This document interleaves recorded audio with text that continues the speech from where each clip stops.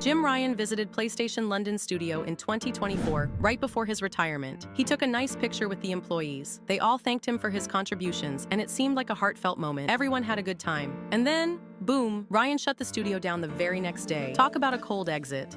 So Shuhei Yoshida finally confirmed what a lot of people suspected. He didn't step down from his role at PlayStation Studios by choice. He was pushed out by Jim Ryan. Back in 2019, when Yoshida suddenly moved from leading PlayStation's first-party studios to heading up PlayStation Indies, it definitely felt like a demotion. Now, in an interview with VentureBeat, he straight up said it was either that or leaving Sony entirely. That's when Jim Ryan brought in Hermen Hulst to replace him. It's kinda crazy to think about. Yoshida was with PlayStation for over 30 years. He helped shape some of its best years, focusing on high-quality single-player games, the kind of stuff that made the PS4 generation so strong. But under Ryan, PlayStation shifted gears. The push for live service games, microtransactions, and remasters that no one really asked for. That's been the PlayStation strategy for the last few years. And now that Ryan's gone, you'd think things might change. But Hulst, who was his pick,